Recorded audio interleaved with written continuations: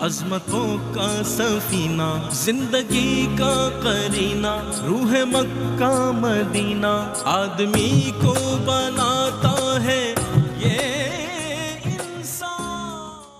جی ناظرین، آپ کا خیر مقدم ہے۔ الحمدللہ آج پہلا روزہ اختیار کیا ہم نے۔ اللہ کا بے پایا احسان ہے کہ اس نے یہ ماہ مبارک ہمیں صحت و سلامتی، عافیت اور ایمان کے ساتھ نصیب فرمایا ہے۔ اور اس سیگمنٹ میں ہم آپ کے مسائل کا حل میں قبلہ مفتی محمد اکمل مدنی صاحب کو زحمت کلام دیتے ہیں، آپ کے سوالات کو شامل کرتے ہیں اور آپ کے لائیو سوالات کے جوابات کے لیے مفتی صاحب تشریف فرما ہوتے ہیں۔ سب جب تک سوالات آ جائیں ہم یہ جاننا چاہیں گے، آج چونکہ پہلا روزہ ہے، لوگ اس انتظار میں رہتے ہیں کہ بھئی سب سے آخر میں جہاں اذان ہو رہی ہے وہاں ہم روزہ بند کریں گے، اور جو سب سے پہلے جہاں اذان کی آواز سنی اور وہیں روزہ کھول لیا، کیا اس سے روزہ متاثر ہوتا ہے؟ کیا فرمائیے، کیا حکم ہے؟ بسم اللہ الرحمن الرحیم۔ اگر مستند ذرائع ہیں پھر تو یہ آگے پیچھے میں تو کوئی مسئلہ نہیں ہے، لیکن جانب تقوی اور احتیاط اسی میں ہے کہ افطار اس اذان پر کریں اگر کرنا چاہیں جو سب سے اینڈ میں ہو، اور سحری اس پر کریں کہ جو سب سے پہلے بند کروا رہا ہو، اگر چینل سے آپ کر رہے ہیں تو۔ ورنہ بہترین یہ ہے کہ کوئی نمازوں کے اوقات کا کیلنڈر آپ کے پاس ہونا چاہیے جس میں فجر کا وقت لکھا ہو، اس سے 15-20 منٹ پہلے پاسبل ہو تو کھانا پینا بند کر دیں۔ ہاں، پھر اس کے بعد اگر نیت کرنے کے بعد بھی لیکن فجر سے پہلے کچھ کھا پی لیا تو کوئی مسئلہ نہیں ہے، لیکن پہلے سے کلی وغیرہ کر کے فارغ ہو جائیں اور افطار میں احتیاط کریں۔ بعض اوقات تو باہر بچے او کر کے سارن بجا دیتے ہیں، لوگ اسی پہ کھجور منہ میں رکھ لیتے ہیں، بعد میں گالیاں بکتے رہتے ہیں، تو اس میں تھوڑی احتیاط کرنی چاہیے، بچے بھی شرارتی ہوتے ہیں۔ ٹھیک ہے۔ اچھا مصطفیٰ، ایک چیز عام دنوں میں یہ سوال آتا ہے کہ کوئی ظاہر ہے سونف یا پان یا گٹکا کوئی ایسی چیز کھا رہا ہے، حالت وضو میں ہے، تو کیا ایسی صورتحال میں تلاوت کی اجازت ہے، تلاوت کی جا سکتی ہے؟ دیکھیں، اس چیز کی اسمیل پر موقوف ہوتا ہے۔ بعض خوشبودار چیزیں ہوتی ہیں جیسے پان خوشبو کا بھی ہوتا ہے، اس میں تو کوئی مسئلہ نہیں ہے، لیکن اگر اسمیل منہ میں گندی پیدا ہوئی جیسے نسوار ہے یا گٹکے ہیں، اس میں اسمیل گندی ہوتی ہے، سگریٹ پی ہے، پھر بغیر کلی کیے پڑھ تو سکتے ہیں، گنہگار تو نہیں کہلائیں گے، لیکن مکروہ ہوتا ہے، شریعت نے اس کو ناپسند کیا۔ اچھا، ایک سوال یہ بھی آیا تھا مصطفیٰ کہ پلاٹ لیے ہوئے ہیں اور انہوں نے وہ پلاٹ جو ہے ابھی اس حالت میں نہیں کہ ان کو پیسہ واپس مل جائے، انویسٹمنٹ ہوئی ہوئی ہے، تو اس پر کیا زکوٰۃ کے حوالے سے فرمائیے، کیا زکوٰۃ لگتی ہے اس کے اوپر؟ کہ ابھی پیسہ ان کو یہ بھی نہیں پتا کہ ان کو پیسے ملیں گے یا نہیں ملیں گے، چونکہ ایک ایسی کنڈیشن ہے، وہ آباد بھی نہیں ہے علاقہ، غیر آباد، انہوں نے انویسٹ کر دیا، اور اب جس نے بیچا ہے وہ بھی ان کی خبر نہیں لے رہا، تو اب وہ اس بات کے لیے پریشان ہے کہ کیا زکوٰۃ دیں اس پہ یا نہ دیں؟ جی، یہ جو کسی بھی دکان یا پلاٹ یا کوئی بھی اپارٹمنٹ وغیرہ ہے، اس میں نیت کو دیکھا جاتا ہے۔ اگر آپ نے خالصتاً بیچنے کی نیت سے خریدا ہے کہ ابھی لے لیں گے، کچھ عرصے بعد پروفٹ ملے گا تو بیچ دیں گے، تو یہ مال تجارت ہے اور اس پر سال بہ سال زکوٰۃ بنتی رہے گی۔ لیکن ہم اس میں مشورہ دیتے ہیں اگر فرض کریں جیسے پیسے پھنس گئے ہیں بہت ساروں کے، تو ایسی صورت میں اپنی نیت کو بدل لیں۔ اچھا، اب آپ تجارت کی نیت ختم کر دیں، یہ قصد ارادہ پختہ کر لیں کہ جب یہ مجھے ملے گا تو میں اس پہ اپنا مکان بنا لوں گا یا مکان بنا کے رینٹ پہ چڑھا دوں گا۔ تجارت کی نیت بدل لیں گے تو نیت ختم ہو جاتی ہے اور وہ مال تجارت نہیں رہے گا۔ ٹھیک ہے، آپ کی لائیو کالز بھی لیں گے اور اس کے سوالات بھی انشاءاللہ ہم شامل کریں گے جیسے ہی آپ کی انشاءاللہ کالز کا سلسلہ ہوگا۔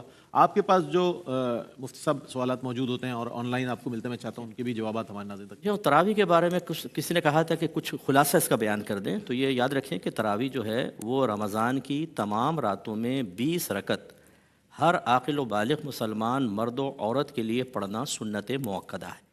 اس کا مطلب ہے رمضان کی تمام راتوں میں پڑھنا ہے، 20 رکعت پڑھنی ہے، اور یہ سنت موقدہ ہے۔ ایک دو بار چھوڑی، برا کیا، ترک کرنے کی عادت بنائیں گے، گناہگار ہوں گے، اور مرد و عورت دونوں کے لیے عبادت ہے۔ ٹھیک، کالر ہے ہمارے ساتھ۔ السلام علیکم۔ السلام علیکم۔ وعلیکم السلام جی، مفتی صاحب سے کچھ سوالات کرنے ہیں۔ جی فرمائیے۔ سر، ٹوتھ پیسٹ کرنے سے روزہ ٹوٹ جاتا ہے، اور دوسرا سوال یہ ہے کہ کیا وومیٹنگ سے، الٹی سے بھی روزہ ٹوٹ جاتا ہے؟ ٹھیک ہے، کوئی اور سوال آپ کا؟ بہت شکریہ۔ جی صاحب، کیا فرمائیے؟ حالت روزہ میں پیسٹ بہت ضروری ہو تو کریں، مثلا کوئی پبلک ڈیلنگ کا کام ہے اور گمان ہے کہ اسمیل کی وجہ سے لوگوں کو تکلیف پہنچے گی، تو صرف اوپر تھوڑا سا دانتوں پہ کر کے بڑی احتیاط سے کلی کریں کہ حلق میں ایک قطرہ بھی نہ جائے، اگر چلا گیا تو ٹوٹ جائے گا، تو تھوڑی سی اسمیل پیدا ہو جائے تو اس کی گنجائش نکل سکتی ہے، ورنہ اگر گھر میں ہی ہے تو نہ کریں، مسواک وغیرہ کر لیں، بہت بہتر ہے۔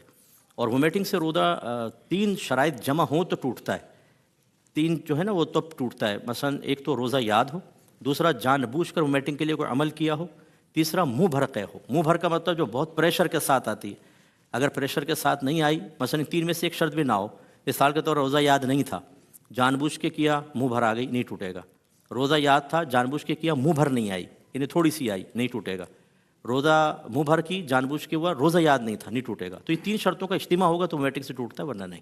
بہت شکریہ مفتی صاحب تشریف لائے اور ماشاءاللہ ابتدا سے لے کر اب تک ہمارے ساتھ رہے. ناظرین یہ سلسلہ جو روزانہ جاری رہے گا. آسان نیکی آخر میں یہ چند الفاظ آپ کے لیے اور اللہ کرے کہ اس پر ہم عمل کر سکیں. نیت کا ایک اپنا ثواب ہوتا ہے, نیت کو خالص کر لیں, چونکہ نیت کرنے میں نہ آپ کا پیسہ خرچ ہو رہا ہے نہ آپ کی کوئی جسمانی مشقت ہو رہی ہے. نیت کا صاف رکھنا بھی آپ کو ایک اجر و ثواب کا ذریعہ بنتا ہے, یعنی کہ کسی کام کی آپ نے اچھے کام کی نیت کی اور بالفرض محال یہ کہ آپ وہ کام نہیں کر سکے تو نیت کا آپ کو ثواب ضرور مل جائے گا. تو نیتوں کو صاف رکھنا چاہیے. ویسے بھی بخاری شریف میں جو پہلی حدیث ہے انما الاعمال بالنیات, تمام اعمال کا دار و مدار نیتوں پر ہے, تو اس اعتبار سے ہمیں نیت کو بہت صاف اور کھرا رکھنا چاہیے تاکہ ہمارے اعمال جو ہے اس کی جزا اللہ کی بارگاہ سے بہترین انداز میں مل سکے. اس کے ساتھ ہی اپنے میزبان محمد رئیس احمد کو اجازت دیجیے. اللہ حافظ. رحمتوں کا مہینہ, عظمتوں کا سفینہ, زندگی کا قرینہ, روح مکہ مدینہ, آدمی کو بناتا ہے یہ